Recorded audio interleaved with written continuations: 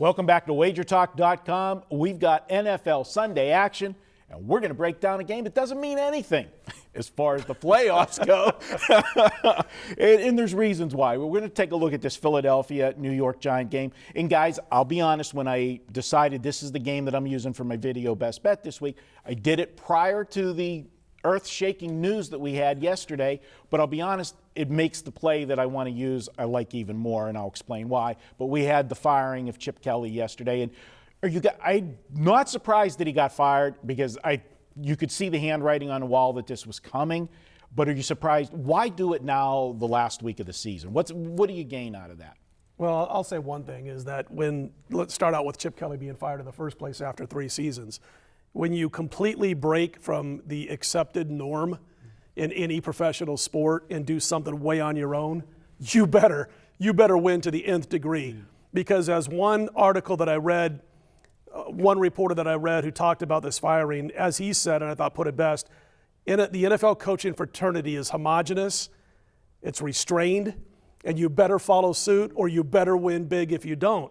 Here's the thing. The previous 8 seasons before Kelly arrived, Philly was 66, 61, and 1. That's a 520 win percentage. Since he's been there, they're 26 and 21. That's a 550 win percentage. The 2 years before he got there, 8 and 8 and 4 and 12. What in the heck is going on in Philly to make it seem like, okay, this guy went 10 and 6, 10 and 6, and then had the bad year this year? He hasn't had a quarterback, a genuine NFL starting quarterback, as far as I'm concerned, to run this offense. So maybe it is a little hokey. I think he's going to get another chance sooner than later. I think he should wait for a college job.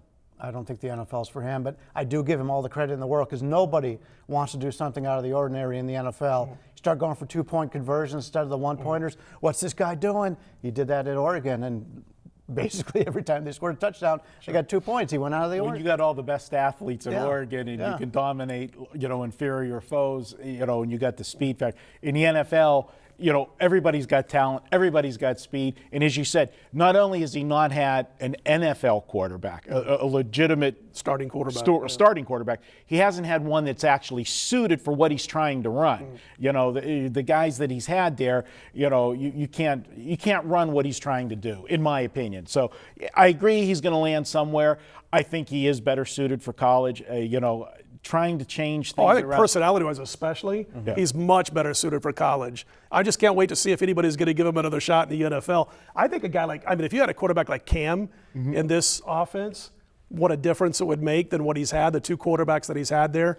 You don't have to be extremely accurate. You have to be accurate, but not maybe a little bit more accurate than Cam Newton is sometimes.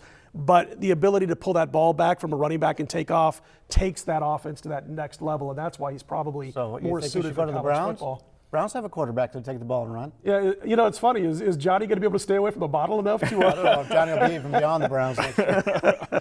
Well, guys, this is my video of best bet. When I'm looking at it, it is a meaningless game, so why are you even looking at it? But this is the point that I like.